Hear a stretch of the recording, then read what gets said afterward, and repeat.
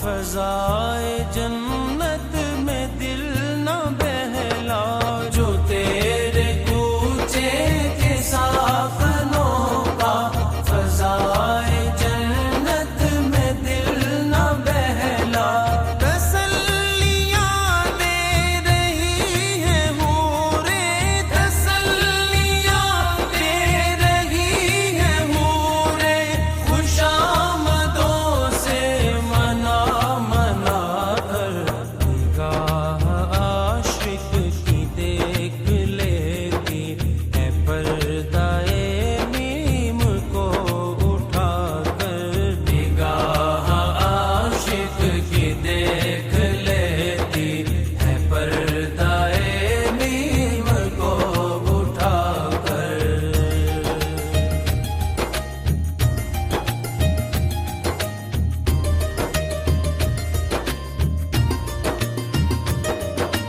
شہید عشق نبی کے مرنے میں باک پن بھی ہے سو طرح کے، شہید عشق نبی کے مرنے میں باک پن بھی ہے سو طرح کے، اجل بھی کہتی ہے زندہ باشی، اجل بھی کہتی ہے زندہ باشی، ہمارے مرنے پہ زہر کھا کے، نگاہ عاشق کی دیکھ لیتی ہے پردہ میم کو اٹھا کر۔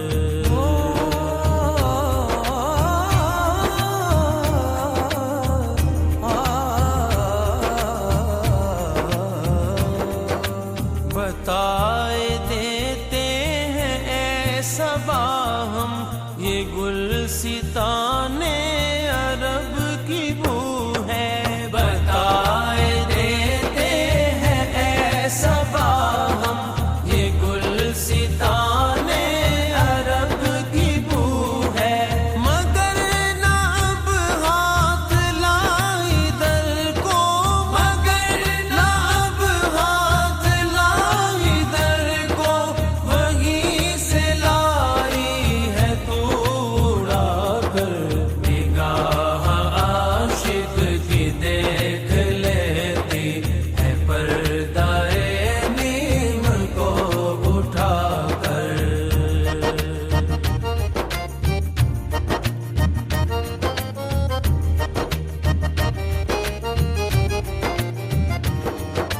اعوذ باللہ من الشیطان الرجیم، بسم اللہ الرحمن الرحیم، الا ان اولیاء اللہ لا خوف علیہم ولا هم یحزنون، صدق اللہ مولانا العظیم۔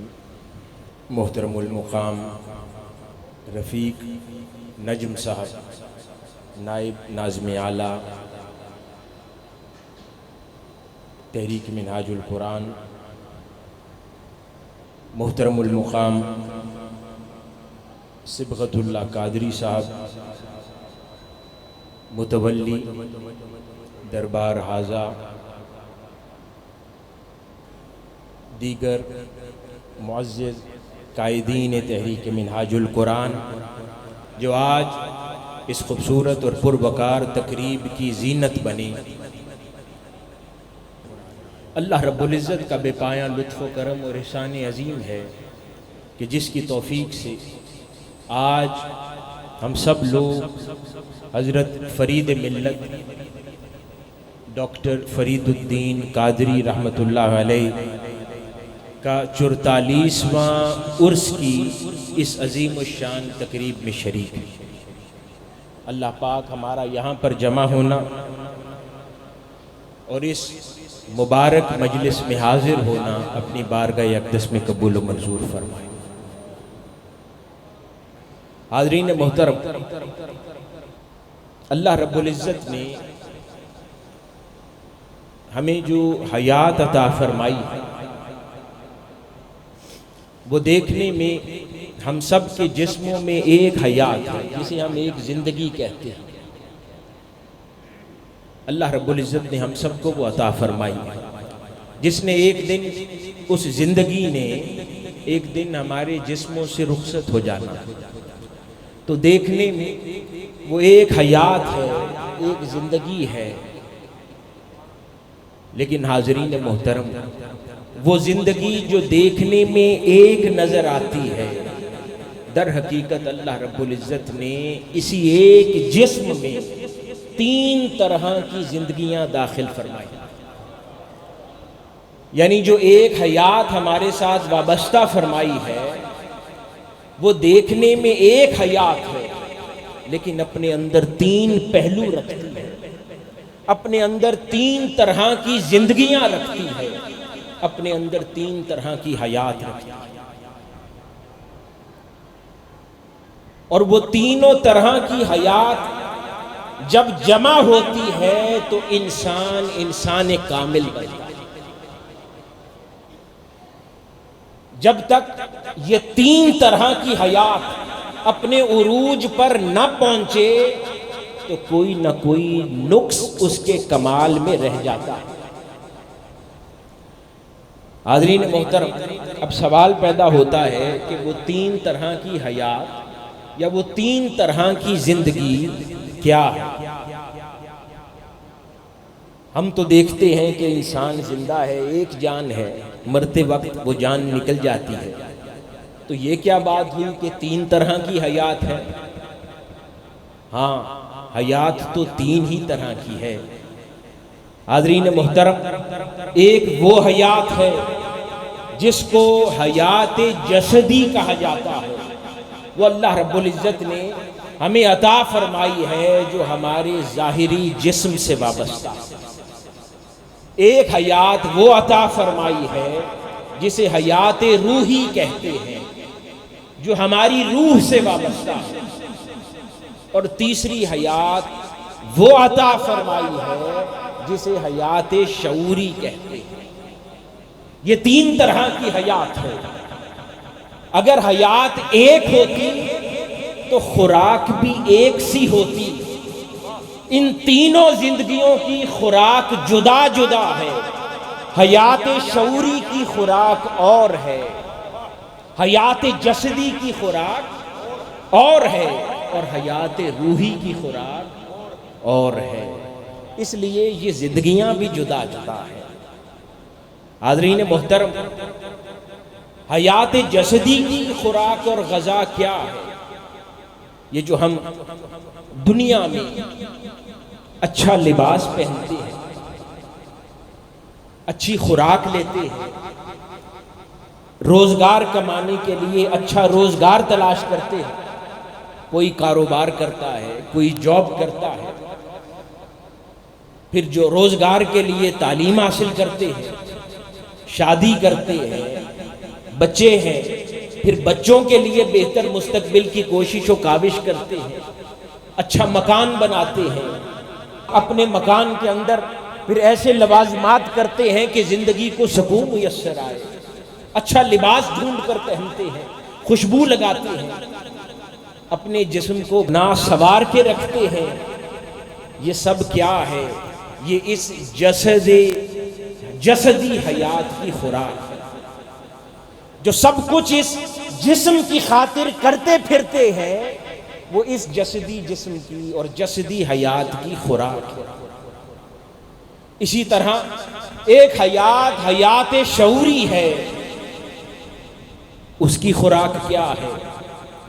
اس کی خوراک علم ہے۔ جو ہم علم حاصل کرتے ہیں، مختلف بڑی بڑی بارگاہوں میں جا کر علم حاصل کرتے ہیں، بڑے بڑے اساتذہ سے پڑھتے ہیں، بڑے بڑے مشائخ کی صحبت میں بیٹھتے ہیں، کبھی حضور شیخ الاسلام کی خطابات اور صحبت میں اعتکاف کی 10 راتوں میں ان کی بارگاہ میں بیٹھتے ہیں، علم کا حصول کرتے ہیں، کبھی دنیا کی سیر کرتے ہیں، کبھی زندگی کے سال ہا سال گزار کر نہ جانے ہزار ہا تجربات حاصل کرتے ہیں، اور جب انسان کے بال سفید ہو جاتے ہیں تو اپنے بچوں کو کہتا پھرتا ہے میرے تجربے سے سیکھو، تو وہ تجربہ حاصل کرتے ہیں۔ تو اس حیات شعوری کی غذا اور خوراک علم اور تجربہ ہے۔ اس سے وہ شعوری حیات پروان چڑھتی ہے جو دنیا میں مال اسباب حلال کما کر اپنے جسم کو کمفرٹ فراہم کرتے ہیں، اس سے ہماری جسدی حیات پروان چڑھتی ہے۔ اور اسی طرح تیسری حیات حیات روحی ہے، اس کی غذا کیا ہے؟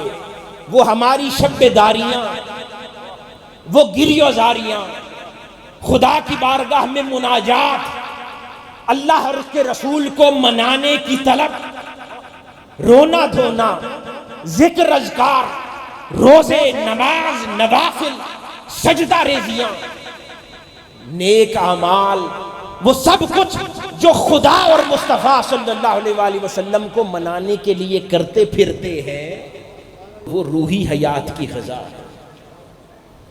تو یہ تین حیاتیں تین مختلف طرح کی غذائیں رکھتی ہیں۔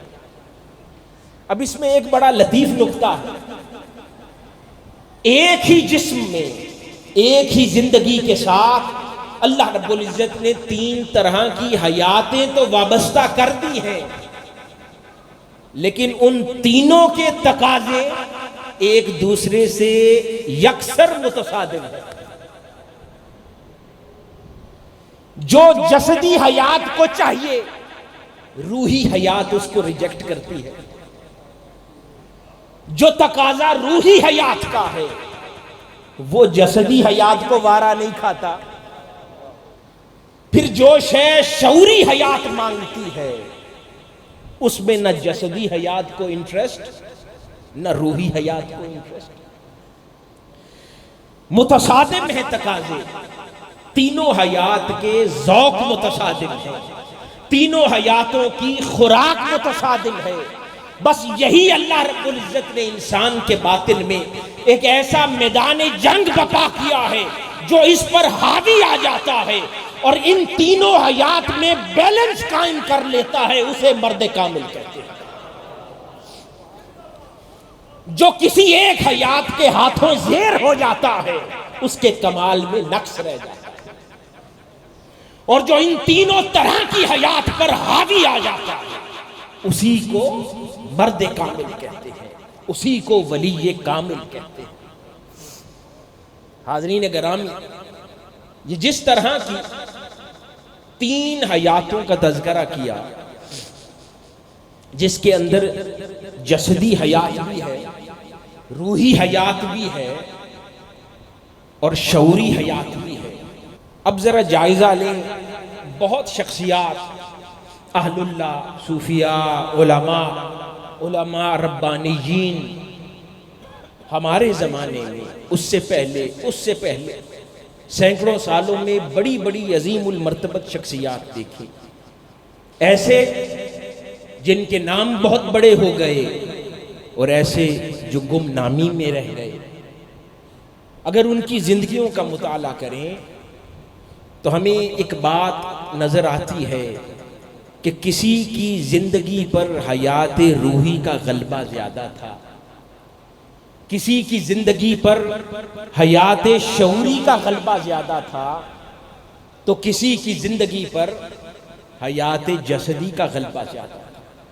جس پر حیات جسدی کا غلبہ ہو گیا، وہ تو نیکوکاروں کی صف سے ویسے ہی نکل گیا، لیکن جو اللہ والے ہوئے، ان میں کسی پر حیات روحی کا غلبہ ہوا، اس نے فقر اپنا لیا، اس نے اپنے ظاہری لباس کو بھی توجہ نہ دی، اس نے اپنے ظاہری رہن سہن کو بھی توجہ نہ دی، اس نے اس چیز کا خیال بھی ترک کر دیا کہ یہ کائنات جتنی دوسروں کی ہے، اتنی حضور کے امتیوں کی بھی ہے، اور حضور کے امتیوں کا فرض ہے، کیونکہ آخرت تو وہ تحفہ ہے جو تاجدار کائنات صلی اللہ علیہ وآلہ وسلم نے اپنے غلاموں کو عطا فرمانا ہے، اور یہ دنیا جیت کر کیا ہے، یہ وہ تحفہ ہے جو قیامت کے روز حضور کے غلاموں نے حضور کی خدمت میں پیش کرنا ہے۔ تو انہوں نے اس خیال کو ترک کر دیا اور فقر اپنا لیا، ایک سائیڈ پر ہو گئے، زمانے سے، شہر سے دور چلے، جنگل بیابانوں میں چلے گئے۔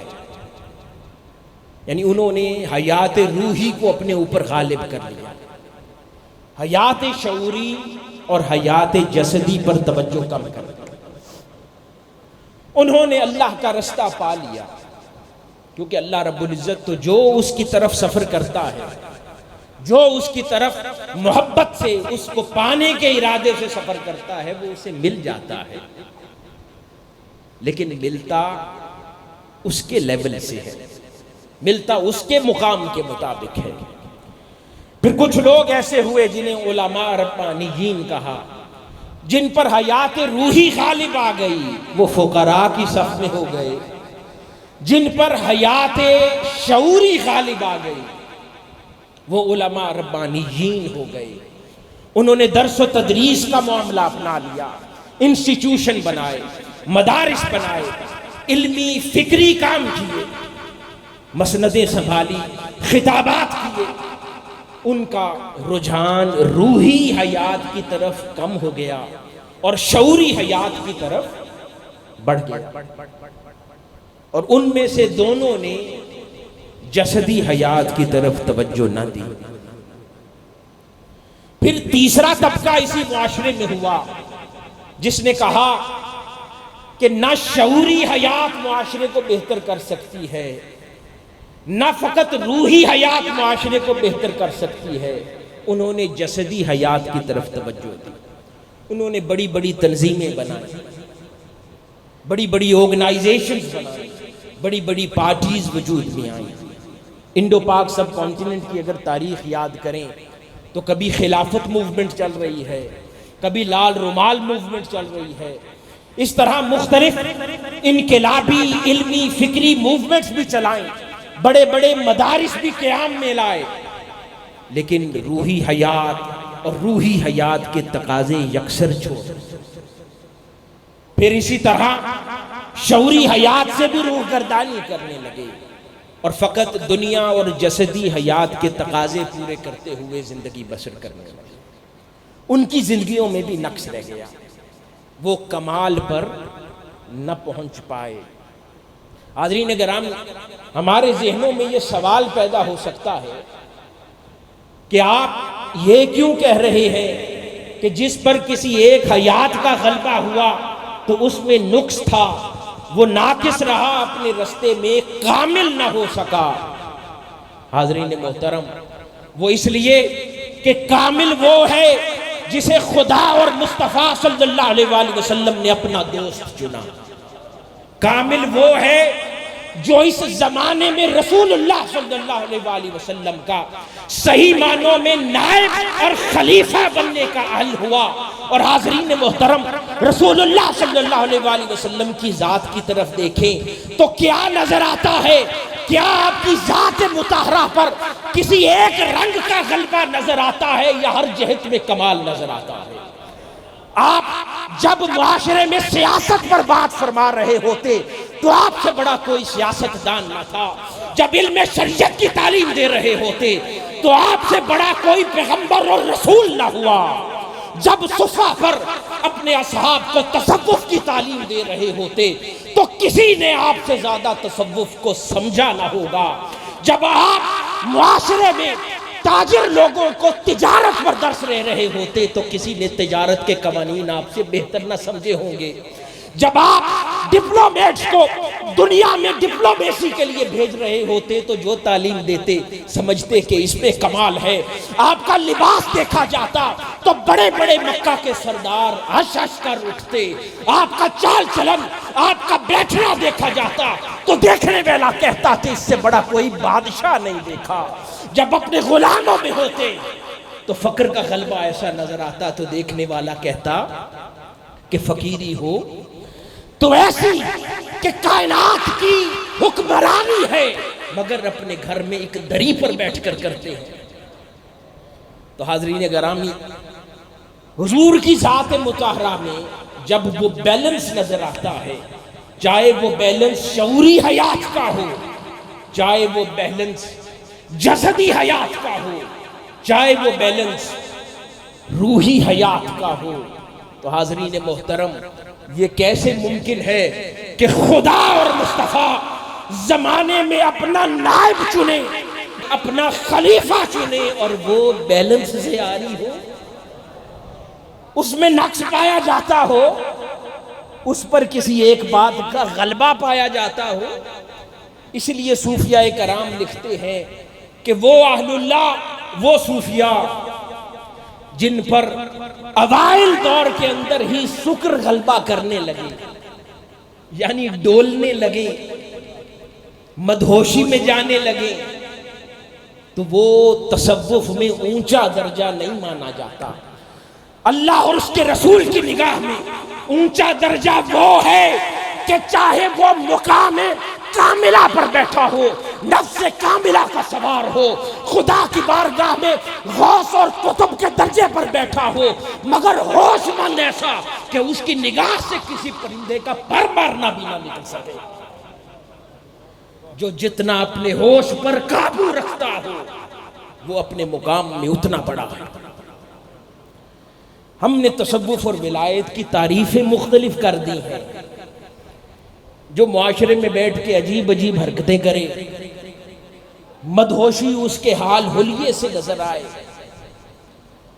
اللہ والا ہے، کامل نہیں ہے، کیونکہ کمال ہوش میں ہے، کمال مدہوشی میں نہیں ہے۔ تاجدار کائنات صلی اللہ علیہ وآلہ وسلم بھی معراج کی رات اپنے محبوب کا دیدار کرنے گئے تھے، اور اس دیدار سے بڑا کیا دیدار ہوگا؟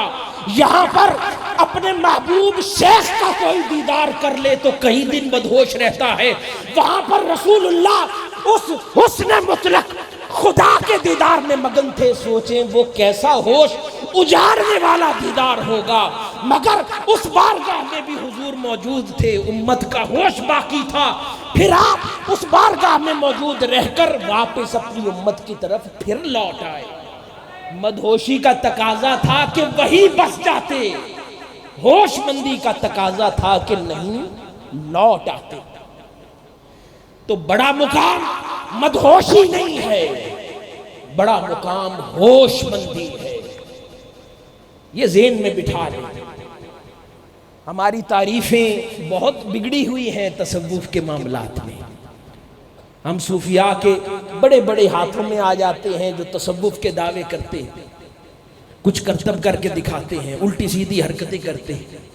ہمیشہ ناپ تول لیا کریں کہ رسول اللہ صلی اللہ علیہ وآلہ وسلم سے بھی زیادہ کوئی تصوف جانتا ہوگا، حضور پر بھی کوئی تصوف کا معاذ اللہ کوئی راز پوشیدہ رہ گیا ہوگا جو یہ بعد میں آنے والے لوگوں پر کھل گیا۔ اگر جو کام آقا علیہ السلام نے نہیں کیا کبھی، بس اسی پیمانے پہ ناپ لیا کریں کہ کوئی کتنا بڑا دعوے دار تصوف کا ہو، اگر آقا علیہ السلام کی تعلیمات اور شریعت سے باہر بات کرتا ہے وہ سب کچھ ہو سکتا ہے، صوفی نہیں ہو سکتا۔ اور چھوٹے اور بڑے کا فرق بتا دیا، چھوٹا وہ جو بہک جائے، بڑا وہ جو بہکے ہوئوں کو بھی سنبھال دے، چاہے جائے کہ خود بہکتا پھرے، بہکتوں کو سنبھالنے والا بڑا ہے۔ کوئی خود بہکا ہوا ہو تو کوئی کسی کو کیا سنبھالے گا؟ اس لیے حاضرین محترم، آپ حضور شیخ الاسلام کو دیکھتے ہیں، کتنی بار آپ نے ان کو ڈولتے دیکھا یا مدہوشی میں دیکھا؟ کیونکہ وہ ہر کیفیت اور ہر حال پہ سوار ہے، کوئی حال اور کوئی کیفیت ان پر سواری نہیں کرتا، وہ ہر کیفیت اور ہر حال پر سواری کرتا ہے۔ یہ تو چھوٹی بات ہے کہ کیفیت کسی پر سوار ہو جائے، یہ تو چھوٹی بات ہے کہ کوئی حال کسی پر سوار ہو جائے، مرد وہ ہے جو خود حال پر سواری کرے، مرد وہ ہے جو کیفیات پر سواری کرے۔ حاضرین محترم، یہ صاحب مقام مجدد وقت شیخ الاسلام پروفیسر ڈاکٹر محمد طاہر القادری مدظ اللہ العالی جیسی عظیم المرتبت شخصیت، جو اس دور میں جس عظیم المرتبت شخصیت نے ہمیں عطا فرمائی ہے جنہیں ہم حضرت فرید ملت فرید الدین قادری رحمت اللہ علیہ کہتے ہیں، تو حاضرین محترم کوئی مدہوش ہوش مند کیسے دے سکتا ہے؟ اتنا بڑا ہوش مند، حال اور کیفیات اور مقامات پر سواری کرنے والا، وہ جس نے دیا ہے اس کی ہوش مندی کا اندازہ لگائے، جس نے دیا ہے ان کی عظمت کا اندازہ لگائے۔ اس لیے ان کو ہم محسن تحریک منہاج القرآن کہتے ہیں۔ جب زمانوں کو بڑے تحفے ملتے ہیں، کیوں حضرت سلطان العارفین سلطان باہو رضی اللہ تعالیٰ عنہ نے شرط لگا دی کہ میرے پاس آنے سے پہلے میرے والدین کے پاس جاؤ؟ کیوں خواجہ نظام الدین اولیاء دہلی میں بیٹھے شرط لگا دی میری بارگاہ میں آنے سے پہلے میری والدہ کی بارگاہ میں جاؤ؟ اسی طرح ایک کثیر تعداد ہے بزرگوں کی جنہوں نے شرط لگا دی، کیونکہ حاضرین محترم وہ تحفہ جس کو سیلیبریٹ کرتے ہیں، جس کا شکریہ ادا کرتے ہیں، وہ تو تحفہ ہے، خدا نے عطا کر دیا، اس کا شکریہ نہیں ہے، جس نے دیا ہے اس کا شکریہ ہے۔ اس لیے اہل اللہ صحیح رستہ دکھاتے ہیں، جاؤ وہاں شکریہ ادا کر کے آؤ، کہ جس کی صحبت سے، جس کی تعلیم سے، جس کی تربیت سے یہ عظیم المرتبت شخصیت مجدد وقت اس دور میں امت مسلمہ کو عطا ہوا۔ حاضرین کرام، یہ تین پہلو انسانی حیات کے جن کے بارے میں میں نے کہا کہ کسی بھی انسان کے کمال کو پرکھنا ہو تو ان تین پہلوؤں کے پیمانے پہ تول لو۔ اگر پورا اترے تو سمجھو کامل ہے، نہ اترے تو یہ نہ سمجھو کہ اللہ والا نہیں، اللہ والا ہے مگر کمال کے رستے میں کہیں اور کھڑا ہے۔ کامل وہ ہے جو ان تین پہلوؤں کے پیمانے پہ کامل اتر جائے۔ آئیے حضرت فرید ملت ڈاکٹر فرید الدین قادری رحمت اللہ علیہ کو ان تین پہلوؤں کے پیمانے پہ تول کر دیکھتے ہیں۔ حاضرین گرامی، آئیے حیات جسدی کی بات کرتے ہیں۔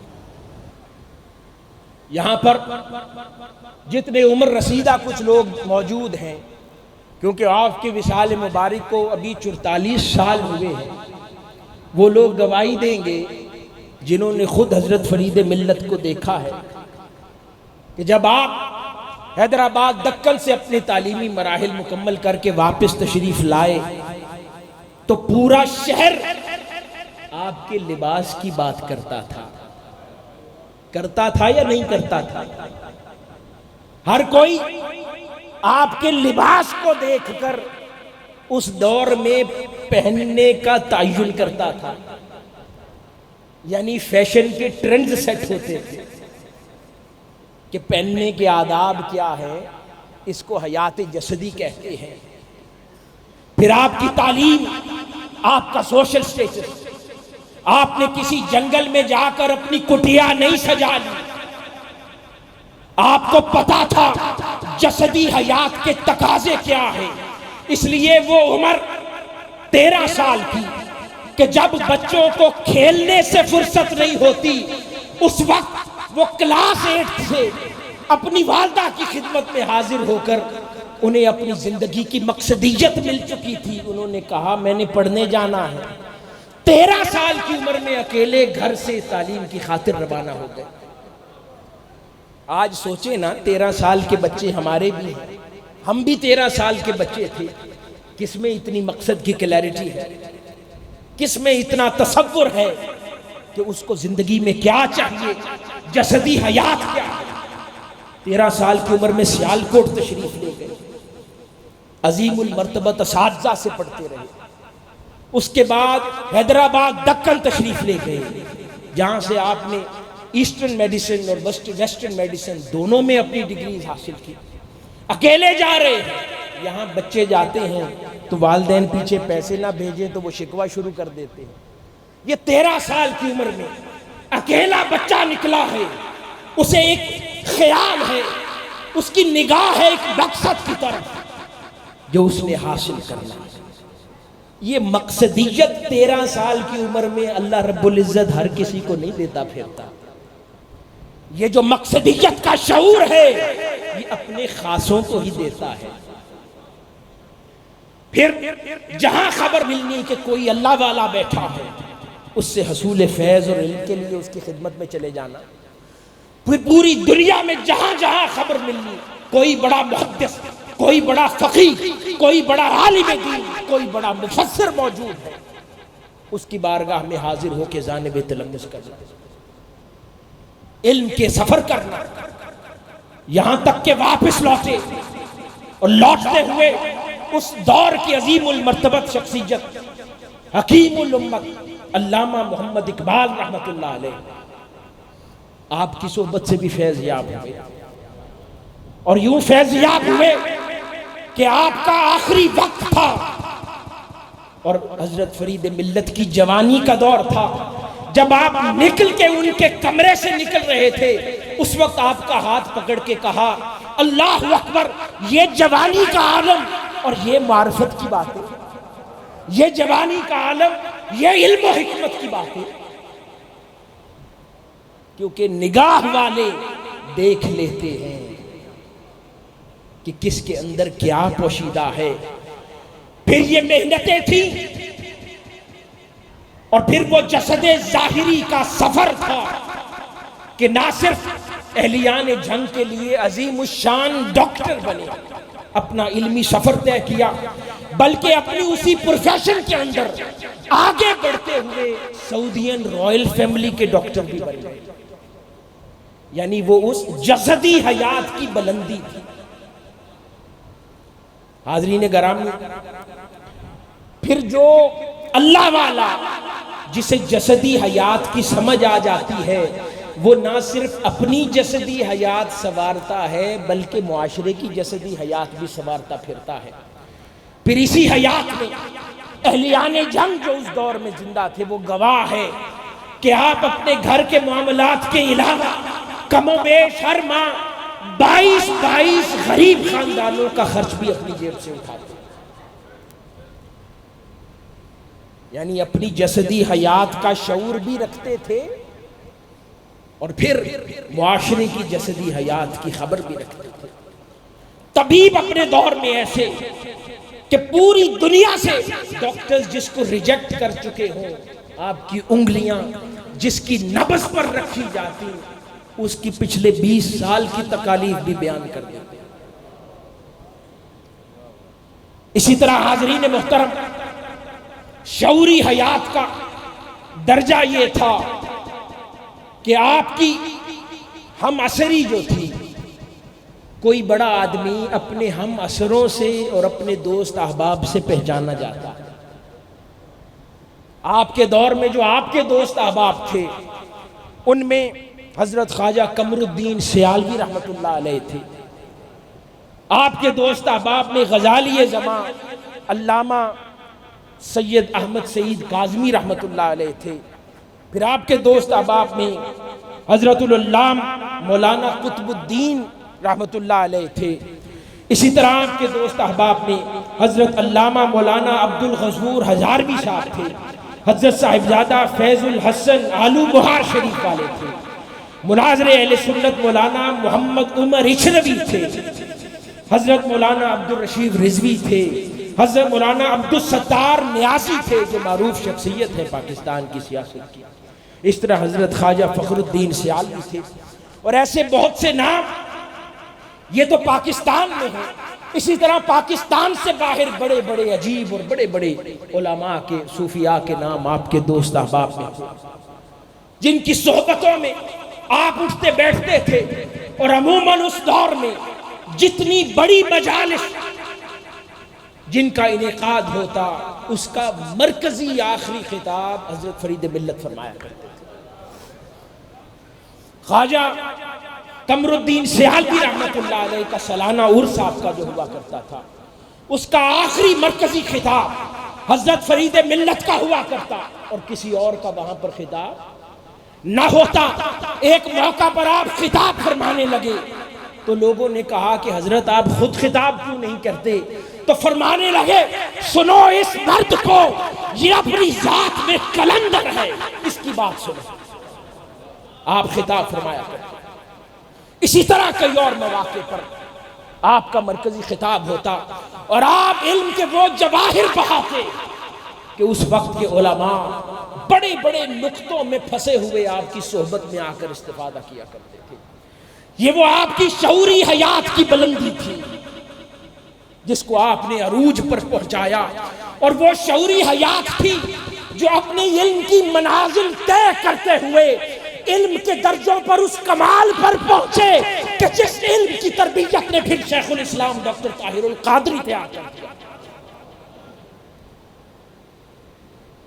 علامہ احمد سعید کاظمی صاحب رحمۃ اللہ علیہ حضرت فرید ملت کے پاس جب حضور شیخ الاسلام چھوٹے تھے آپ کے پاس آئے اور کہنے لگے کہ یہ طاہر مجھے دے دیں، میں ان کو تعلیم و تربیت کرنا چاہتا ہوں۔ آپ نے فرمایا کہ اگر آپ طاہر کی تربیت کریں گے تو میں کیا کروں گا؟ تو شیخ الاسلام ایک ہے، مجدد وقت شیخ الاسلام ڈاکٹر طاہر القادری ایک ہے، اور ان کو تیار بھی حضرت فرید ملت ہی کر سکتے تھے، کوئی اور یہ فریضہ سر انجام نہیں دے سکتا۔ حاضرین گرامی، اسی طرح آپ کی روحی حیات کی بات کرتے ہیں تو یہ مرد کامل جس کی بارگاہ میں آج بیٹھے ہیں،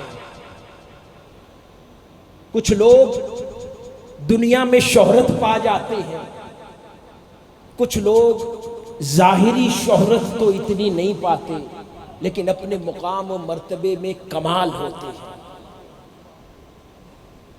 کیونکہ ان سے ایک خاص مقصد لینا ہوتا ہے، اللہ نے وہ لے لیتا ہے، ان سے کسی کو تیار کروا لیتا ہے اور ان کے مقام کو مخفی رکھ دیا جاتا ہے۔ حاضرین گرامی، مختلف لوگوں نے اس بات کا کثرت سے تذکرہ کیا کہ حضرت فرید ملت فرید الدین قادری رحمت اللہ علیہ، لوگ صالحین عمر بھر سیدنا خضر علیہ السلام کی حالت بیداری کی ایک زیارت کو ترس جاتے ہیں، اور حضرت فرید ملت کو حضرت خضر علیہ السلام کی حالت بیداری کی کئی زیارتیں تھیں، اور وہ اس جوانی اور بچپن کے عالم میں آپ کو اس حیات روحی کے مقصد کی طرف اتنا دھیان تھا کہ اس لڑکپن کے عالم میں آپ دریائے چناب پر جا کر ساری رات نوافل اور وظائف میں مصروف رہتے۔ یہ ذوق اور شوق جوانی میں کس کو خدا دیتا ہے؟ جو اللہ رب العزت نے اس مرد کامل کو عطا کر رکھے تھے۔ پھر حضرت فرید ملت فرید الدین قادری رحمت اللہ علیہ کو حضور سیدنا غوث العظم رضی اللہ تعالی عنہ کے کمال فیضات تھے اور کثرت سے حالت بیداری کی زیارت تھی۔ حضرت سلطان العارفین حضرت سلطان باہو رضی اللہ تعالی عنہ کی حالت بیداری کی کئی بار زیارت تھی۔ مولا کائنات سیدنا علی المرتضی رضی اللہ تعالی عنہ کی حالت بیداری کی زیارت تھی۔ اس مرد کامل کے تذکار ساری رات کرتے رہے۔ آپ کی حیات روحی کے اتنے پہلو ہیں کہ رات ختم ہو جائے وہ پہلو ختم نہ ہو، لیکن حاضرین گرامی، وہ ہر پہلو چاہے حیات شعوری ہو، حیات جسدی ہو یا حیات روحی ہو، یہ تینوں کمال جمع ہوئے حضرت فرید ملت کے اندر، تبھی تو انہی تینوں پہلوؤں پر انہوں نے تربیت کی شیخ الاسلام۔ وہ تینوں پہلو جو پائے گئے حضرت فرید ملت کی ذات میں، انہی تین پہلوؤں کو کمال پر شیخ الاسلام پروفیسر ڈاکٹر محمد طاہر القادری نے پہنچا دیا۔ حاضرین گرامی، آپ کی زندگی کے اندر عاجزی، انکساری، اللہ کی ذات پر توکل، سخاوت و خیرات، گریوزاری، رات رات بھر کی سجدہ ریزی، مناجات، اللہ والوں سے محبت، اللہ اور اس کے رسول میں فنائیت، یہ وہ تمام عظیم علم دوستی، علم کی خدمت، تعلیم و تدریس، علم میں معرفت، استدلال میں کمال، استنباط میں کمال، علم دین میں تبحر، یہ سب کچھ اپنے کمال پر تھا۔ شریعت کی پاسداری، آقا علیہ الصلوۃ والسلام کی تعلیمات پر عمر بھر سختی سے عمل پیرا رہنا، اور استقامہ فوق الکرامہ کی سب سے بڑی مثال اگر دیکھنی ہو تو حضرت فرید ملت کو دیکھ سکتے ہو، کہ زندگی میں آپ ان تمام امور کے ساتھ بڑے بڑے سخت مراحل سے گزرتے رہے، لیکن ثابت قدمی ایسی کہ کوئی ہلا نہ سکے۔ وہ آیت کریمہ میں نے جو ابتدا میں تلاوت کی، جس میں اللہ رب العزت ارشاد فرماتے ہیں کہ خبردار، بے شک اولیاء اللہ پر نہ کوئی خوف ہے اور نہ وہ رنجیدہ غمگین ہوتے ہیں۔ اس آیت کریمہ کا مظہر دیکھنا ہو، خوبصورت مظہر، تو حضرت فرید ملت کی ذات کو دیکھتے ہیں۔ حاضرین محترم، کوئی شخص خوف زدہ کیوں ہوتا ہے؟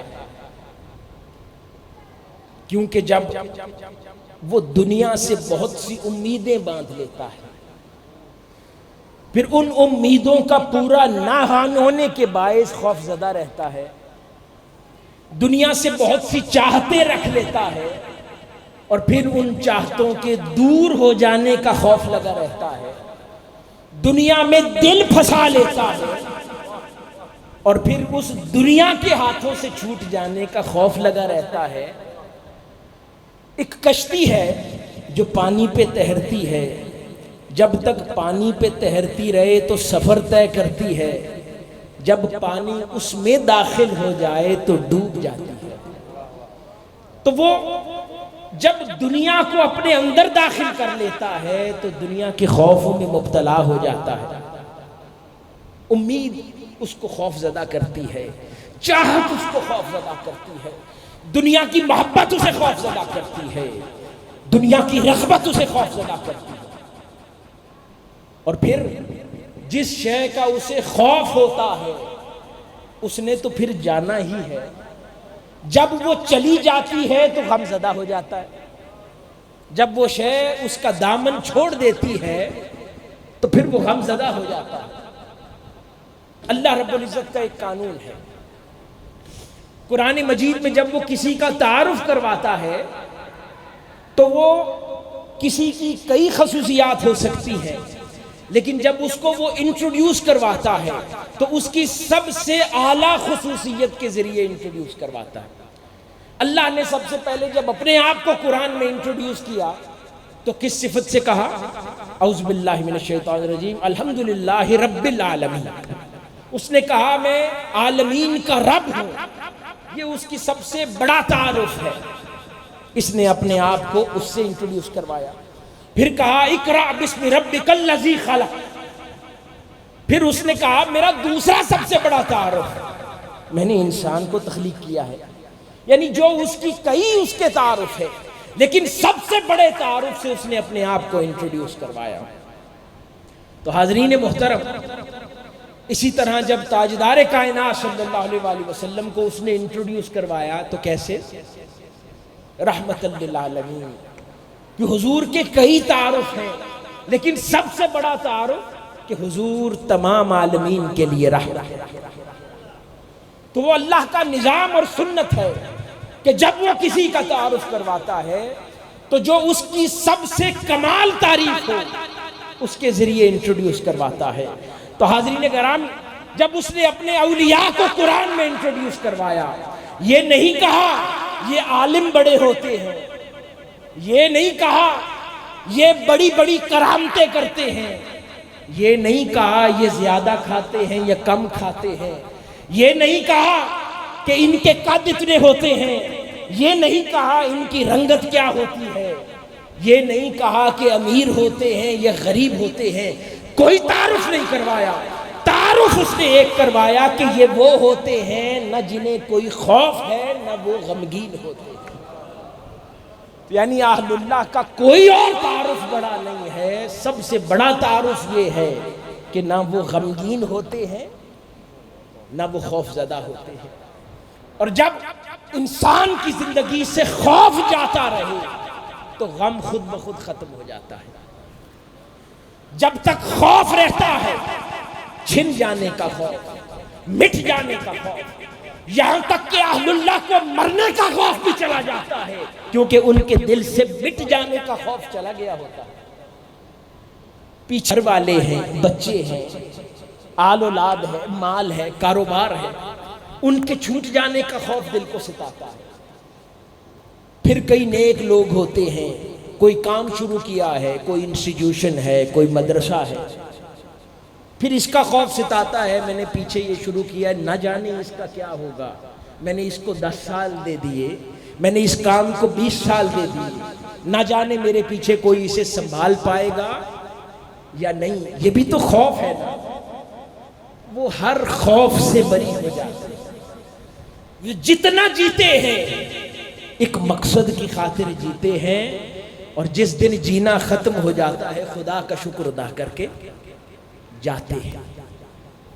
الٹا انتظار کرتے رہتے ہیں کہ جتنا جینے کا مقصد لائے تھے وہ بات ختم ہو جائے اور اپنے پروردگار سے جا ملے۔ اللہ والے تو بس ایسے ہی ہوتے ہیں، وہ نہ زیادہ زنجیریں پاؤں میں باندھتے ہیں نہ پیچھے زیادہ زنجیریں چھوڑ کے جاتے ہیں۔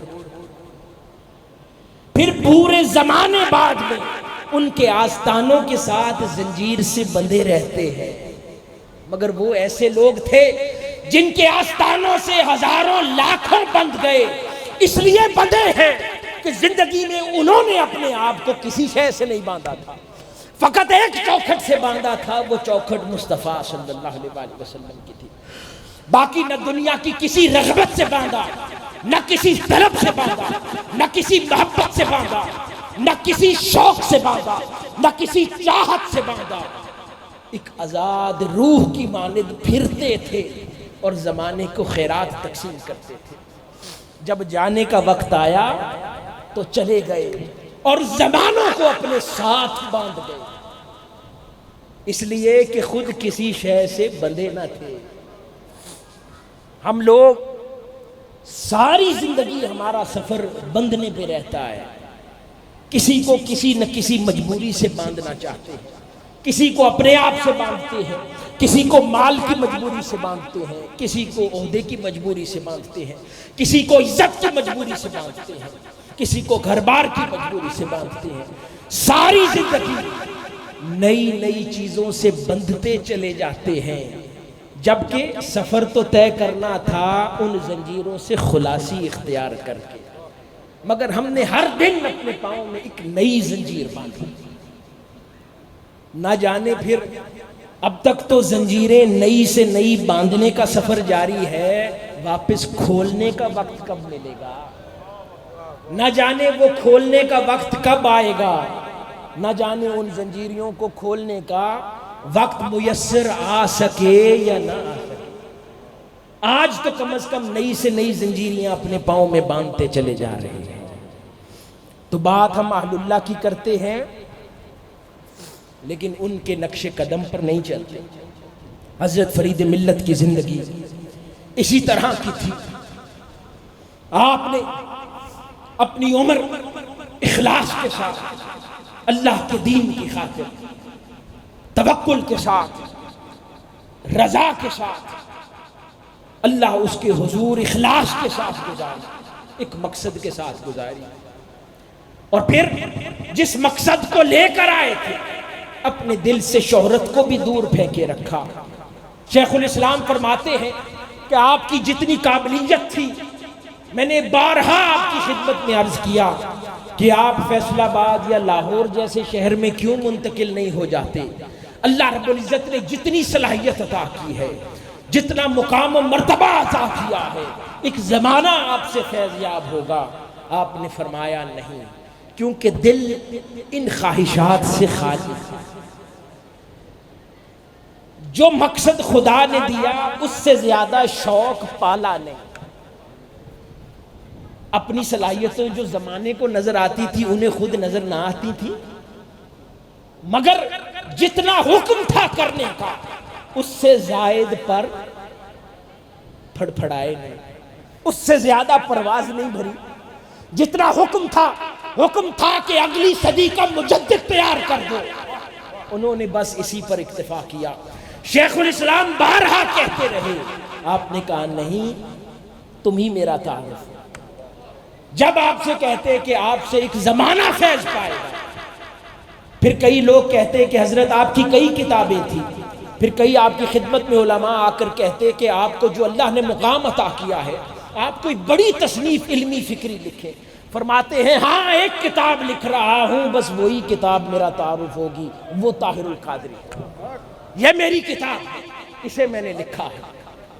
اور حاضرین گرامی، آج گواہی دیتا ہے زمانے کا ہر شخص کہ پھر اس مرد حق نے جو کتاب لکھی ہے وہ کیسی ہے،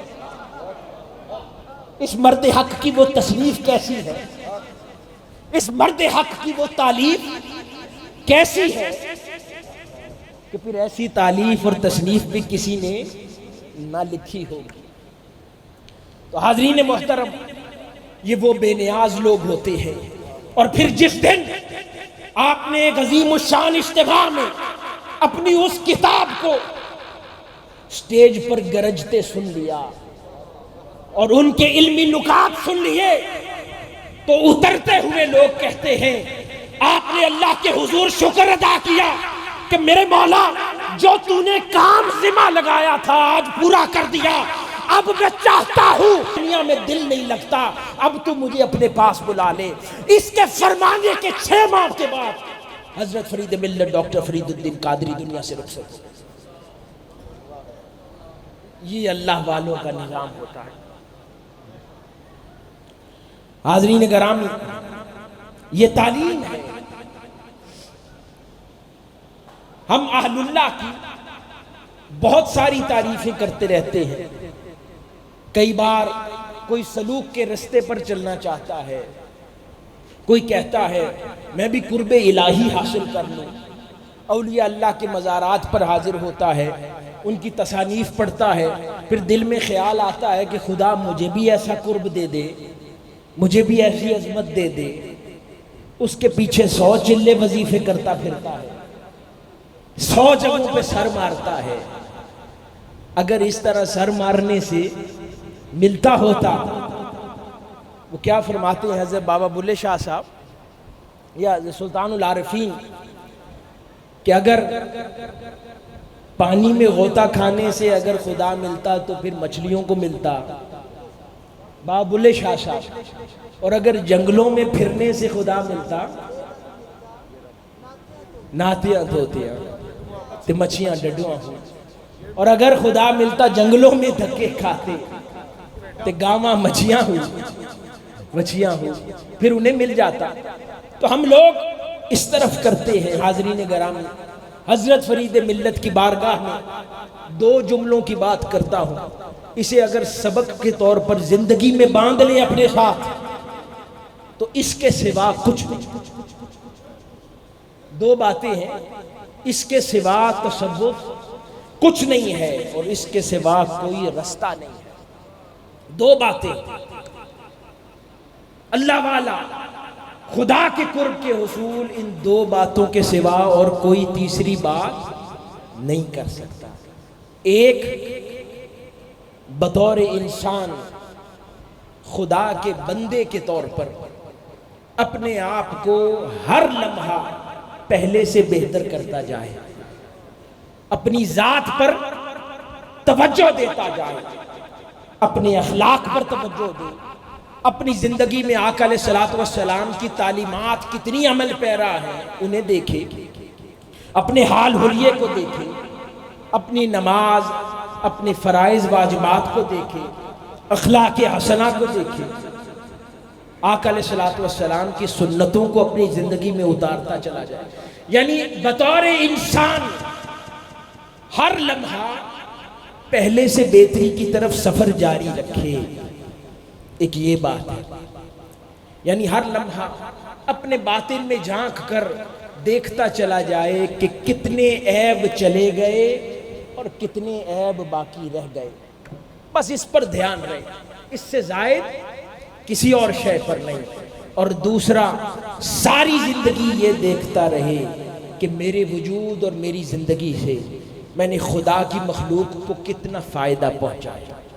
بس یہ کل دو باتیں ہیں، اس کے سوا کوئی تیسری بات نہیں ہے.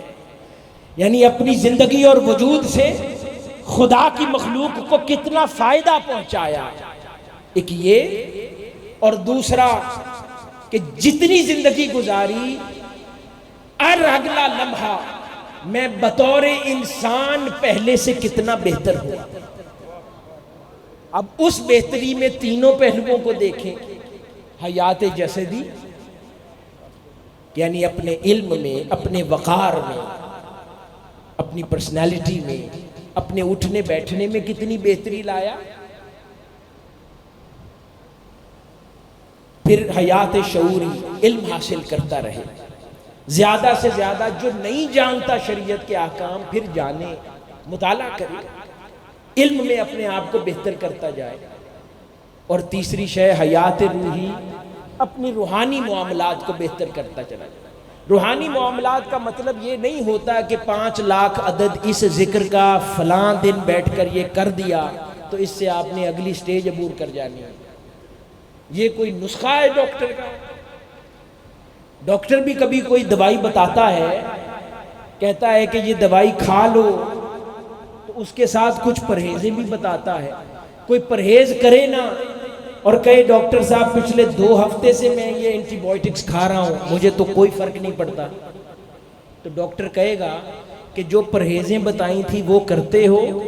وہ کہے گا نہیں. تو اس نے کہا دوائی اثر کیسے کرے گی؟ تو بطور انسان حیات روحی پر محنت کیسے کرے گا؟ حیات روحی پر محنت ایسے کرے گا کہ کسی صوفی نے کسی اہل اللہ سے پوچھا کہ حضرت خدا کے دیدار کے درمیان، انسان اور خدا کے درمیان کیا حائل ہے؟ انہوں نے کہا 70,000 پردے حائل ہیں. کہا یہ 70,000 پردے ہماری نگاہوں کے سامنے ہیں؟ انہوں نے کہا نہیں، 70,000 پردے تمہارے دل پر حائل ہیں. انہوں نے کہا ان 70,000 پردوں سے کیا مراد ہے؟ کہا وہ 70,000 گناہ وہ پردے ہیں جو تجھے خدا سے دور رکھتے ہیں. تو حاضرین محترم، اگر انسان کی زندگی کا سفر ان 70,000 گناہوں میں سے ایک ایک کو چن چن کر ختم کرنے کی طرف توجہ رہے تو کیوں سفر طے نہیں ہوتا؟ انسان میں کہیں بغض ہے، کہیں حسد ہے، کہیں کینہ ہے، کہیں چگلی ہے، کہیں غصہ ہے، کہیں عناد ہے. کبھی چھوٹی چھوٹی بات پہ بگڑ پڑتے ہیں. کسی کو عزت نہ ملے، کسی کو کرسی نہ ملے، کسی کو شہرت نہ ملے تو بگڑ پڑتے ہیں. یہ وہ سارے پردے ہیں، ان کو تو جلاتے نہیں، اور طلبگار ہیں دیدار خدا کے، طلبگار ہیں دیدار مصطفیٰ صلی اللہ علیہ وسلم. تو یہ 2 باتیں ہیں اس عرس مبارک کی تقریب کا تحفہ، کہ ایک اپنی ذات کو بطور انسان بہتر کرتے چلے جائیں، اپنے اخلاق، اپنی عادات، اپنا علم، اپنا اٹھنا بیٹھنا، ان کو بہتر کرتے چلے جائیں. یہ نہیں کہ جو میرے اندر ہے وہ ٹھیک ہی ہوگا، نہیں. اگر کوئی برا کمنٹ کرتا ہے اسے بھی سن لو، شاید اس میں کوئی بھلے کی بات ہو.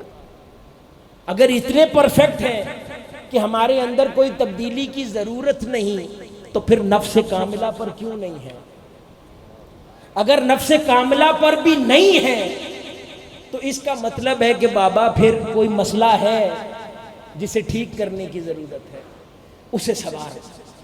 ہر لمحہ پہلے سے بہتر اپنے آپ کو کرتے چلے جائیں، اور دوسرا اپنے وجود سے خلق خدا کی خدمت کرتے چلے جائیں۔ میں بات ختم کرتا ہوں کچھ واقعات سنا کر کہ وہ اہل اللہ کیوں تھے؟ اس لیے نہیں تھے کہ وہ اہل اللہ بہت نوافل کثرت سے پڑھتے تھے، تسبیح زیادہ کرتے تھے، حج عمرے زیادہ کرتے تھے، نہیں، وہ اہل اللہ اس لیے تھے کہ ان کی زندگیوں سے سب سے زیادہ مخلوق خدا کو فائدہ پہنچا۔ یہ سادہ سی تعریف ہے، کسی ولی کو سمجھنا ہو تو جان لو وہ اس لیے ولی ہے کہ اس نے خدا کی مخلوق کو سب سے زیادہ فائدہ پہنچا۔ مثال کے طور پہ حضور سیدنا غوث العظم رضی اللہ تعالیٰ عنہ، آپ ایک مرتبہ حج کے ارادے سے بغداد شریف سے روانہ ہوئے۔ آپ کا معمول تھا جب آپ سفر پہ روانہ ہوتے تو کسی شہر میں پڑاؤ کرتے، تو اب آپ کا جو مرتبہ تھا، بڑے بڑے رئیس، بادشاہ، سلاطین اپنے محلات آپ کی خدمت میں پیش کرتے کہ آپ قدم رنجا فرمائیں، اس جگہ کو بابرکت کریں، مگر آپ اپنے مریدین سے فرماتے جاؤ اس بستی کا سب سے خستہ حال اور ٹوٹا پوٹا گھر ڈھونڈ کے لاؤ، میں رات وہاں قیام کروں، اور پھر رات اس سب سے خستہ حال گھر میں قیام فرماتے، اور اس ساری رات جتنے رؤساء، رئیس اور بڑے امیر کبیر آپ کی خدمت میں حاضر ہوتے اور جو تحائف لاتے وہ صبح جانے سے پہلے سارے اس ٹوٹے پھوٹے گھر والے کو دے جاتے، اور ایک رات میں اس غریب کو اس علاقے کا سب سے بڑا رئیس کر دیتے۔ یعنی عمل ایک ہے، ایک عادت ہے، لیکن اس سفر میں بھی دیکھیں کہ اللہ کا بندہ اللہ کی مخلوق کو کیسے فائدہ پہنچانا چاہتا ہے۔ اسی طرح یہ اہل اللہ جو دن رات تبلیغ دین کرتے ہیں، حضور شیخ الاسلام کی کثرت سے جو تعلیمات ہیں، خطابات ہیں، یہ ساری خلق خدا کی خدمت ہے۔ اسی طرح ایک دن حضرت سری سختی فرماتے ہیں کہ عید کا دن تھا، میں نے دیکھا حضرت معروف کرخی خوش نہیں ہے اور وہ کھجوریں چن رہے ہیں۔ میں نے پوچھا حضرت سارا جہاں خوشی منا رہا ہے عید کی، آپ کھجوریں چنتے ہیں؟ وہ کہنے لگے میں عید کی نماز پڑھنے جا رہا تھا، ایک یتیم بچے کو دیکھا، وہ یتیم بچہ خوش نہیں تھا، ہر کسی نے اچھا لباس پہنا تھا، اس کے پاس پہننے کو اچھا لباس نہیں تھا، تو میں نے کہا کہ میں کیا عید کی خوشیاں مناؤں، میرے پاس پیسے نہیں تھے، میں نے کہا کھجوریں چن کے بیچ کر اس کو اچھا لباس پہنا لوں تو پھر مجھے بھی عید کرنے کا مزہ آئے گا۔ تو فرمانے لگے حضرت نہیں سکتی کہ میں بھی یہ کام کرتا ہوں، اس سے بھلا کام کیا ہے؟ تو آپ نے بھی وہ کھجوریں چنی، اس بچے کو اچھا لباس پہنایا، اور وہ پھر فرماتے حضرت سری سختی وہ عقدے جو سال ہا سال کی ریاضتوں کے بعد بھی مجھ پر نہ کھل سکے تھے، اس ایک دن کی کھجوریں چننے نے وہ عقدے مجھ پر کھول دیے۔ حضرت بایزید بستامی رضی اللہ تعالیٰ عنہ فرماتے ہیں ایک رات میں اپنے گھر میں عبادت میں مصروف تھا، مجھے عبادت میں لذت نہیں آ رہی تھی، میں نے خادم کو بلایا اور کہا کہ دیکھو گھر میں کچھ پڑا ہے، کہنے لگا ہاں ایک انگوروں کا گچھا پڑا ہے، کہا جاؤ خیرات کر دو، مجھے عبادت میں لذت نہیں آتی۔ فرمانے لگے جب وہ خادم انگوروں کا گچھا خیرات کر کے آیا، اس کے بعد اس رات عبادت میں وہ انوار کی بارش ہوئی کہ جو سال ہر سال نہ ہوئی۔ اللہ والوں کا نظام تو ایسے چلتا ہے، عبادتوں میں بھی لذتیں تب آتی ہیں جب مخلوق خدا کی مدد کرو۔ ایسے نہیں ہوتا کہ رات بھر مصلے پر گزارو اور تمہارے گھر سے باہر گلی میں کسی کا قتل کیا جا رہا ہو اور تمہارا سر سجدے سے نہ اٹھے۔ خدا کیسے تم پر اپنی معرفت کے عقدے کھولے گا؟ خدا کیسے تم پر اپنے انوار کی بارش کرے گا؟ وہ کہے گا تو سجدے میں تھا، اس وقت کرنے کا کام تو اس غریب کی جان بچانا تھا، وہ تو تو نے بچائی نہیں، اب تو میری بارگاہ میں سجدے کرتا ہے۔ رد کر دیے جائیں گے سجدے۔ حاضرین کرام، حضرت نظام الدین خواجہ محبوب الہی، نظام الدین اولیاء محبوب الہی، وہ ایسے محبوب الہی نہیں بنے، خلق خدا کی مدد کرتے تھے۔ روایات میں آتا ہے کہ ایک ماہ میں آپ کی خانقاہوں سے جتنا لنگر پک کر غرباء میں تقسیم ہوتا تھا، وہ اتنا لنگر پکتا تھا کہ اس میں نمک 70 من جاتا تھا، جو ایک ماہ میں تقسیم ہوتا تھا آپ کی خانقاہوں سے۔ ایک بار آپ کی خانقاہ پر بہت بڑی تقریب ہو رہی تھی، ہزارہا مریدین اس تقریب میں شریک تھے پورے ملک سے، اور آپ کی خانقاہ میں رہائش پذیر تھے۔ اچانک دوسرے ملک کے ایک بادشاہ نے دلی پر حملہ کیا اور بہت بڑی بستی تباہ و برباد کر دی، لوگ بے گھر ہو گئے، کئی نان مسلم بے گھر ہو گئے۔ آپ نے حکم فرمایا اپنے مریدین کو، اب یہ سب تقریبات ختم، اپنے گھروں کو لوٹو، اور وہ پوری بستی کے لوگ جو بے گھر ہو گئے تھے ان کو لا کر اپنی خانقاہ میں بٹھا دیا، اور کہا کہ بتاؤ میری خانقاہ میں کتنے پیسے ہیں۔ آپ نے خود اپنی خانقاہ کے پیسوں سے خود کھڑے ہو کر پوری بستی دوبارہ تعمیر کر دی۔ ہم اہل اللہ کی جب بات کرتے ہیں کرامت کی بات کرتے ہیں، جب اہل اللہ کا تذکرہ کرتے ہیں کہتے ہیں وہ فلاں بزرگ اڑتے تھے، فلاں بزرگ پانی پہ چلتے تھے، فلاں بزرگ مصلی بچھا کر پانی پر نماز پڑھتے تھے، فلاں بزرگ یہ کرتے تھے، فلاں بزرگ وہ کرتے تھے۔ وہ جو اللہ والے یہ کرنے کے قابل ہوئے اس کا کوئی تذکرہ نہیں کرتا، وہ زندگی بھر خدا کی مخلوق کو کیا فائدہ دیتے رہے اس کا کوئی تذکرہ نہیں کرتا۔ حاضرین گرامی، یہ اہل اللہ ہے، اور یہی زندگی حضرت فرید ملت فرید الدین قادری رحمت اللہ علیہ کی تھی۔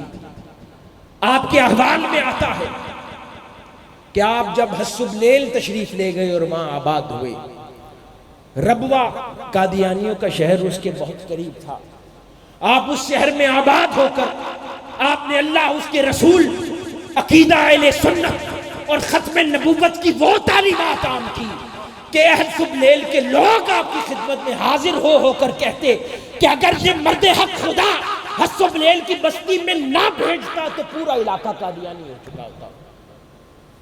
یہ خدمت تھی۔ پھر پاکستان کا معروف سائنسدان ڈاکٹر عبدالسلام قادیانی تھا، آپ کا اس کا باپ اور چچا بھی قادیانی علماء تھے۔ آپ نے پھر اپنی زندگی میں عظیم الشان ختم نبوت پر مناظرہ کیا، اور ہزارہ لوگوں کے سامنے وہ لوگ اپنے گھٹنے ٹیکنے پر مجبور ہو گئے، اور لوگوں کے سامنے برملا انہوں نے آقا علیہ الصلوۃ والسلام کی ختم نبوت پر اعلان کیا۔ وہ الگ بات ہے کہ جس پر بدبختی مسلط ہو وہ بعد میں پھر گئے، لیکن ایک بار ختم نبوت کے حوالے سے اور اہل سنت کے عقیدے کے حوالے سے آپ نے پورے جنگ کے اندر ایک ایسی ساخ قائم فرما دی کہ پھر کوئی قادیانی نہ ہو۔ جیسے میں نے عرض کیا کہ پوری زندگی اپنے گھر کے علاوہ بے پناہ لوگوں کی مدد اور خیرات کا سلسلہ جاری رکھتے، اسی طرح پوری دنیا میں جب سفر فرماتے لوگوں کی مدد کرتے، جس کی لوگوں کو خبر نہیں، اور جن لوگوں کو خرچ دیتے، ہم لوگ تو خرچ دیتے، ہم نے تو زکوٰۃ بھی تقسیم کرنی ہو نا، سیٹھ صاحب نے وہ کہتے ہیں جی فلاں بستی کا 100 بندہ لائن میں لگاؤ، اگر اس نے 10,000 روپے زکوٰۃ تقسیم کرنی ہے نا، وہ 100 روپے ایک بندے کو پکڑاتا ہے، تاکہ اگلے سال 100 بندوں کے گھروں میں تذکرہ ہو فلاں سیٹھ صاحب نے زکوٰۃ تقسیم کی۔ ہمارا تو نظام یہ ہے، جبکہ اللہ چاہتا کچھ اور ہے۔ اللہ رب العزت کی منشا تو یہ ہے کہ تم جس کو زکوٰۃ دو اتنی دے دو کہ اگلے سال زکوٰۃ والوں کی صف میں نہ کھڑا ہو، بھلے پوری زکوٰۃ ایک خاندان کو دے دو، اس کو زکوٰۃ کی خیرات کی لسٹ سے نکال دو، اسے بہتر کر دو، اسے اپنے پیروں پر کھڑا کر دو۔ ہم تو مشہوری کرتے ہیں۔ حضرت فرید ملت کا معمول تھا کہ جن گھروں کی آپ مدد فرماتے، رات کے اندھیرے میں حضور شیخ الاسلام کا بچپن تھا، آپ ان کو وہ پیسے پکڑاتے اور فرماتے کہ ان کے گھروں میں دروازے نوک نہ کرنا، کہ وہ دیکھ کے شرمندہ ہوں، بس دروازے کے نیچے سے ہر ماہ پیسے پھینک دیا کر، کہ ان کو پتہ چلے کہ خدا کی طرف سے مدد آئی ہے، کوئی یہ نہ پہچانے کہ کون مدد کرتا ہے۔ یہ اہل اللہ کا شیوا ہوتا ہے، یہ اہل اللہ کا طریقہ ہوتا ہے۔ ہم لوگوں نے تو بالکل ہر شے کا بزنس بنا دیا، ہر شے کا کاروبار بنا دیا، اور یہی حاضرین گرامی حضرت فرید ملت کی تعلیمات کے اور آپ کی تربیت کے پروردگار حضور شیخ الاسلام پروفیسر ڈاکٹر محمد طاہر القادری مدث اللہ العالی نے جب منہاج القرآن انٹرنیشنل کی بنیاد رکھی، اگر کوئی جاننا چاہے کہ منہاج القرآن کیا ہے یا شیخ الاسلام کا منہاج القرآن کے پیچھے مقصد کیا ہے، حاضرین گرامی یہ سمجھ لیں وہ صوفیہ جو ایک خانقاہ بنا کر جو کچھ کرتے تھے، شیخ الاسلام نے منہاج القرآن انٹرنیشنل کی شکل میں ایک عالمگیر خانقاہ قائم کر دی ہے، جہاں سے لوگ علم دین بھی سیکھتے ہیں، تصوف کی تعلیم بھی لیتے ہیں، تربیت بھی لیتے ہیں، سوشل ویلفیئر نیٹ ورکس کے لیے لوگوں کی مدد امداد بھی ہوتی ہے، اور پھر وہ صوفیہ لوگوں کے لیے، غریبوں کے لیے حقوق کی جنگ لڑتے تھے۔ شیخ الاسلام بھی 2013 اور 14 کے وہ عظیم دھرنے، یہاں سے جانیں بھی دی جاتی ہیں، لوگوں کے حقوق کی جنگیں بھی لڑی جاتی ہیں۔ آخری بات، منہاج القرآن انٹرنیشنل یا شیخ الاسلام پروفیسر ڈاکٹر محمد طاہر القادری یا باقی اس دور کی یا پچھلے کچھ عرصے میں گزری ہوئی تنظیموں یا شخصیات میں فرق کیا ہے؟ وہ جو میں نے 3 طرح کی حیات بتائی، حیات شعوری، حیات جسدی اور حیات روحی، حاضرین گرامی 100-150 سال کے عرصے میں اس پورے خطے میں کچھ تنظیمیں ایسی آئیں جنہوں نے فقط حیات شعوری پر کام کیا، مدارس بنائے، علمی فکری کام کیا، آقا علیہ الصلوۃ والسلام کی محبت چھوڑ دی، آقا علیہ الصلوۃ والسلام پر فنا ہونا چھوڑ دیا، حضور کی محبت کے تذکار چھوڑ دیے، میلاد کی محافل چھوڑ دی۔ انہوں نے کہا بس قرآن کو تھام لو، کتابوں کو تھام لو، مدارس بناؤ اور علمی کام کرتے چلے جاؤ۔ حیات شعوری کو تھام لیا، حیات روحی کا یکسر انکار کر دیا۔ پھر کچھ مشائخ اور پیران کرام ایسے ہوئے جنہوں نے فقط حیات روحی اپنائی، نہ انسٹیٹیوشن بنائے، نہ مدرسے بنائے، نہ کتابیں لکھی، فقط پیری مریدی کرتے رہے۔ انہوں نے دوسرے طبقے کا نقصان کر دیا۔ پھر تیسرا طبقہ جنہوں نے حیات جسدی پر توجہ دی، انہوں نے سیاسی جماعتیں بنا لی۔ انہوں نے کہا ملک کا نظام و انصرام سنبھالنا اور سنوارنا ہی سب کچھ ہے۔ تو جتنی بھی جماعتیں یا شخصیات تھیں وہ کسی نہ کسی ایک طرف ٹلٹڈ تھی، کسی نہ کسی ایک طرف جھکاؤ تھا۔ حاضرین گرامی 1980 میں اللہ رب العزت نے منہاج القرآن انٹرنیشنل کی پلیٹ فارم کی صورت میں وہ پلیٹ فارم امت مسلمہ کو عطا کیا، اور شیخ الاسلام کی شکل میں وہ عظیم المرتبت مجدد عطا کیا کہ جس نے ایک بار پھر ان تینوں حیاتوں کو جمع فرما دیا۔ آج منہاج القرآن کے پلیٹ فارم سے سکولز، کالجز، یونیورسٹی، مدارس، 1000 کتب، ریسرچ سینٹر، 10,000 خطابات کے ذریعے حیات شعوری پروان چڑھ رہی ہے۔ منہاج ویلفیئر فاؤنڈیشن کے ذریعے، پاکستان عوامی تحریک کے ذریعے، منہاج ویلفیئر فاؤنڈیشن کے میڈیکل پروجیکٹس کے ذریعے، آرفن کیئر ہومز کے ذریعے، مدد امداد کے ذریعے انسانیت کی جو جسدی حیات پروان چڑھ رہی ہے۔ اسی طرح دہشت گردی کے خاتمے کے لیے آپ نے جتنی بڑی سٹرگل کی وہ بھی حیات شعوری اور حیات جسدی کا حصہ ہے۔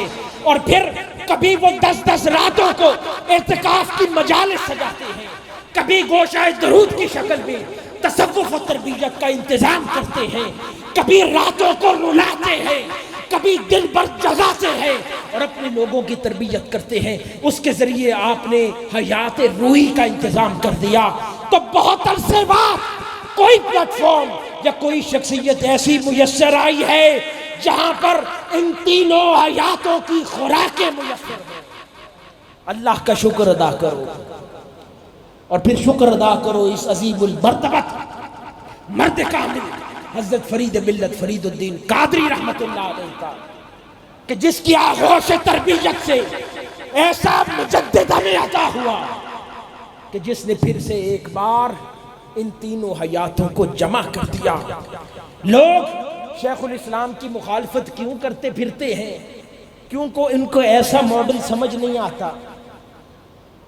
انہوں نے کبھی مرد کامل دیکھے نہیں ہیں، وہ ناقصوں کی دنیا میں رہتے ہیں، ان کو لگتا ہے سبھی ناقص ہیں، ان کو لگتا ہے کہ یا کوئی حیات جسدی کا ماننے والا ہو سکتا ہے، کوئی حیات روحی کا ہو سکتا ہے، یا کوئی شعوری کا ہو سکتا ہے۔ انہوں نے ایسی شخصیت دیکھی نہیں کہ جس میں تینوں حیاتیں اپنے کمال پر ہوں، اور نہ صرف خود ان حیاتوں کے کمال پر ہو بلکہ زمانوں کو بھی وہ کمال بخش رہا ہے۔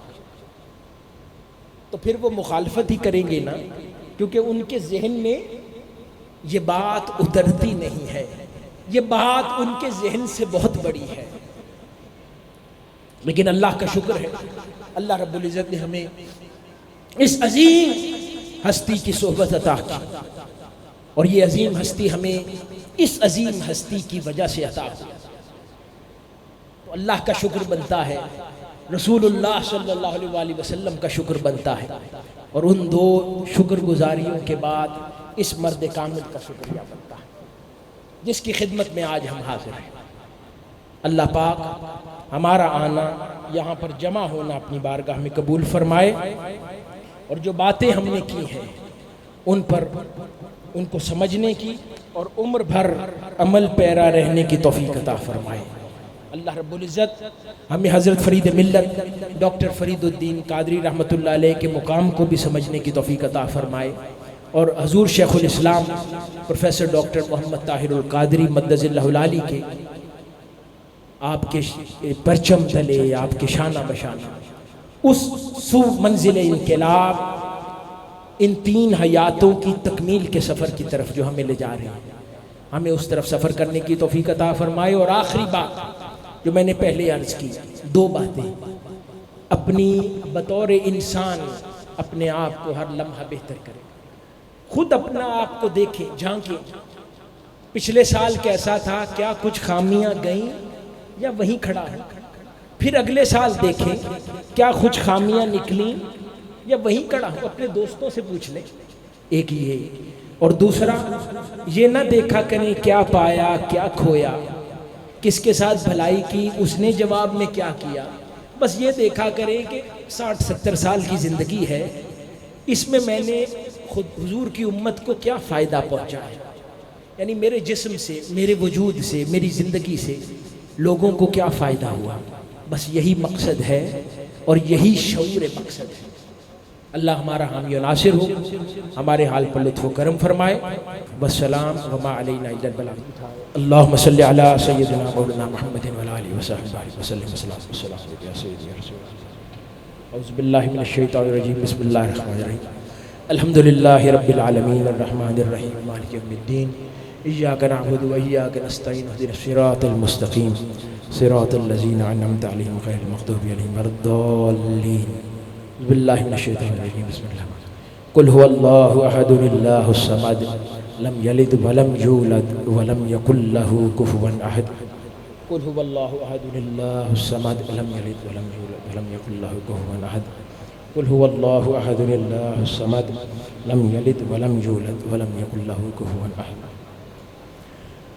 اللہ پاک محترم علامہ عبدالقدیر صاحب کی والدہ ماجدہ بخشش و مغفرت فرمائے، ان کے درجات میں بلندی عطا فرمائے، آقا علیہ السلام کی شفاعت نصیب ہو، ان کو صبر عطا ہو، ان کا اگلا سفر آسان فرمائے، اعلیٰ جنتوں میں جگہ عطا فرمائے۔ ان کا یہ فرزند اللہ اس کے رسول کے دین کی خدمت میں صبح و شام مصروف رہتا ہے، اس کو بھی تیار کرنے والی وہ ماں ہے۔ اللہ رب العزت ان کی نیکیوں کو ان کا وسیلہ بنائے زندگی کا، اور ان کو عظیم درجات اور بلندیاں عطا فرمائے، اور اللہ رب العزت آخرت میں حضور کی بارگاہ میں، اللہ کی بارگاہ میں ان کو سرخرو فرمائے۔ اللہم صلی علی سیدنا مولانا محمد وعلی آلہ وصحبہ وسلم۔ الصلاۃ والسلام علیکم یا سیدی یا رسول اللہ علیہ وسلم وعلی بیتک یا حبیب اللہ۔ ربنا ظلمنا انفسنا وان لم تغفر لنا وترحمنا لنكونن من الخاسرین ربنا آتنا فی الدنیا حسنۃ وفی الآخرۃ حسنۃ وقنا عذاب النار وقنا عذاب القبر وقنا عذاب الحشر وقنا عذاب المیزان۔ میرے مولا، آج حضرت فرید ملت ڈاکٹر فرید الدین قادری رحمۃ اللہ علیہ کا یوم وصال ہے، عرس مبارک ہے۔ یہاں پر دور دراز سے لوگ اس مرد کامل تیرے ولی کی بارگاہ میں ان کے عرس کے موقع پر جمع ہوئے۔ میرے مولا، ہم سب کا آنا اپنی بارگاہ میں قبول و منظور فرما۔ آقا علیہ الصلوۃ والسلام کی بارگاہ میں سے شرف قبولیت نصیب ہو۔ یہاں پر جو قرآن مجید پڑھا گیا، آقا علیہ الصلوۃ والسلام کی بارگاہ میں ثناخوانی ہوئی، جو تیرے حبیب مکرم صلی اللہ علیہ وسلم اور تیرے محبوب بندوں کے تذکرے ہوئے، میرے مولا اسے اپنی بارگاہ میں قبول فرما۔ فاتحہ میرے مولا پڑھا گیا، ان کو حضرت فرید ملت کی روح پیش کرتے میرے مولا اسے شرف قبولیت نصیب ہو۔ میرے مولا حضرت فرید ملت نے جو امت مسلمہ کو حضور شیخ الاسلام کی شکل میں عظیم تحفہ عطا فرمایا، اور اس کے نتیجے میں امت مسلمہ میں ہزاروں لاکھوں لوگوں کی خیر ہوئی، ہزاروں لاکھوں لوگوں کو عقیدے کی ہدایت ملی، ہزاروں لاکھوں لوگوں کو میرے مولا ان کی جوانیوں کو رونا نصیب ہوا، ان کی جوانیوں کو تیری حضوری نصیب ہوئی، ان کی جوانیوں کو تیری بارگاہ کا قرب نصیب ہوا۔ میرے مولا، یہ سب کچھ تبھی ممکن ہو سکا کہ حضرت فرید ملت فرید الدین قادری رحمۃ اللہ علیہ کی تعلیمات، آپ کی تربیت کا اثر تھا۔ میرے مولا، ان کے درجات ہر لمحہ بلند فرما، ہر لمحہ بلند فرما۔ ان کو یہ ساری کوششیں کاوشیں دنیا میں منہاج القرآن کی صورت میں آپ دیکھتے ہوں گے، آپ خوش ہوتے ہوں گے، آپ کا دل باغ باغ ہوتا ہوگا۔ ہمیشہ میرے مولا ان کو یہاں سے فرحت جائے، یہاں سے خوشی جائے، یہاں سے میرے مولا خوشبو جاتی رہے آپ کی روح مبارک کو، اور آپ کی روح مبارک پوری دنیا میں منہاج القرآن کا کام دیکھ دیکھ کر خوش ہوتی رہے، اور اپنے فرزند ارجمند کے تیار کردہ یہ پھول اس گلدستے کے انہیں دیکھ دیکھ کر خوش ہوتی رہے، انہیں دیکھ دیکھ کر خوش ہوتی رہے۔ میرے مولا، آپ کے درجات بلند فرما، آپ کی میرے مولا آپ کی بارگاہ سے اللہ رب میرے مولا تو نے جو ان کو اپنا قرب عطا فرمایا، اپنی محبت کے جام پلائے میرے مولا، اپنے عشق کے جام پلائے، اپنی معرفت کے جام پلائے، آقا علیہ الصلوۃ والسلام کی حضوری عطا فرمائے، حضور سیدنا غوث العظم رضی اللہ تعالیٰ عنہ کی حضوری عطا فرمائے۔ میرے مولا، اس کے چند قطرے ہمیں بھی عطا فرما۔ میرے مولا، آپ کے مقام و مرتبے کو ہمیں سمجھنے کی توفیق عطا فرما، آپ کا شکر گزار ہونے کی ہمیں توفیق عطا فرما۔ میرے مولا، تحریک منہاج القرآن کی خیر فرما، آپ کی فیوزات، آپ کی برکات، آپ کی توجہات منہاج القرآن کے ہر شہر میں بسنے والے رفیق کے حال کے شامل حال رہیں۔ ہر پروجیکٹ جو منہاج القرآن کا پوری دنیا میں ہوتا ہے، میرے مولا آپ کی توجہات اس کے شامل حال رہیں۔ تحریک منہاج القرآن جنگ کی خیر فرما، اس دارالعلوم کی خیر فرما۔ یہاں سے سینکڑوں کی تعداد میں میرے مولا بچے قرآن مجید کی تعلیم لے کر فارغ ہو رہے ہیں، میرے مولا ان کے مستقبل اچھے کر، ان کے حال گر فرما۔ ان کو جو تیار کر رہے ہیں علامہ عبدالقدیر صاحب، محترم صبغت اللہ صاحب، باقی انتظامیہ، میرے مولا ان کی کوششوں کاوشوں کو قبول فرما، دنیا آخرت کی عزت عطا فرما۔ میرے مولا، یہاں پر جتنے حاضر ہیں سب کی ہائے جائز حاجات تمناؤں مرادوں کو پورا فرما، سب کے حال پر اپنا کرم فرما۔ جو بیمار ہیں میرے مولا انہیں صحت اور سلامتی عطا فرما، جو دنیا سے چلے گئے ان کی بخشش و مغفرت فرما، ان کے درجات میں بلندی عطا فرما۔ تحریک منہاج القرآن کی خیر فرما، تحریک منہاج القرآن کو دن دگنی رات چوگنی ترقی عطا فرما۔ پوری دنیا میں جہاں جہاں لوگ تحریک منہاج القرآن کی خدمت میں مصروف ہیں، میرے مولا ان کی کوششوں کو کاوشوں کو قبول فرما، دنیا آخرت کی عزت عطا فرما۔ میرے مولا، شہدائے انقلاب ثانیہ ماڈل ٹاؤن کے شہداء، یوم شہداء پہ آنے والے میرے مولا ان شہداء اور تمام شہدائے انقلاب کو جلد از جلد انصاف عطا فرما، ظالموں کو جلد کیفر کردار تک پہنچا دے۔ اس مرد حق کی بارگاہ میں میرے مولا تیری بارگاہ میں ہاتھ اٹھا کر بیٹھے ہیں، ان ظالموں کا جلد خاتمہ فرما، ان کو تختہ دار تک پہنچا، ان کو دنیا کے سامنے بے نقاب فرما، ان کا انجام دنیا کے سامنے ہو، جلد فرما، ظالموں کا خاتمہ فرما، ظالموں کا خاتمہ فرما۔ میرے مولا، امن کا راج ہو، انصاف کا راج ہو، مصطفی انقلاب کے سپاہیوں کو انصاف ملے، اسیران انقلاب کو رہائی عطا فرما، شہداء انقلاب کو انصاف عطا فرما، انصاف عطا فرما۔ حضور شیخ الاسلام کو صحت اور سلامتی عطا فرما، ان کا سایہ تادیر ہمارے سروں پر قائم و دائم رکھ۔ میرے مولا، جو مانگ سکے تجھ سے وہ بھی عطا فرما، جو نہ مانگ سکے وہ بھی عطا فرما۔ یہاں پر جتنے حاضر ہیں سب کی جھولیاں تیری بارگاہ میں پھیلی ہوئی ہیں، میرے مولا سب کی حاجتیں پوری فرما، جن کو مالی تنگی ہے ان کو کشادگی عطا فرما، جن کو رزق میں کشادگی چاہیے ان پر کرم فرما، جو بے روزگار ہیں ان کو اچھا روزگار عطا فرما، جو اولاد کے طلبگار ہیں انہیں اولاد عطا فرما، جو اولاد نرینہ کے طلبگار ہیں انہیں نیک اور صالح اولاد نرینہ عطا فرما، جن کو اولاد تو انہیں عطا کر رکھی ہے میرے مولا ان کو تاجدار کائنات صلی اللہ علیہ وسلم کا غلام بنا، حضور کی غلامی میں جینا مرنا ہو، ہمیں حضور کی غلامی نصیب ہو، حضور کی غلامی میں جینا مرنا ہو، حضور کے سچے غلام بن سکے، اپنی اولاد کو حضور کا سچا غلام بن سکے، حضور شیخ الاسلام کی وابستگی اور سنگت میں جینا مرنا نصیب فرما، دنیا میں بھی ان کے ساتھ جوڑا ہے میرے مولا، قیامت میں بھی ان کی صحبت میں کھڑا فرما، ہماری کمزوریوں خطاؤں سے میرے مولا درگزر فرما، درگزر فرما، اپنے کرم اپنے عنایات کی بارش فرما، وصلی اللہ تعالیٰ علی خیر خلق نور عرش محمد رسول اللہ صلی اللہ علیہ وآلہ وسلم۔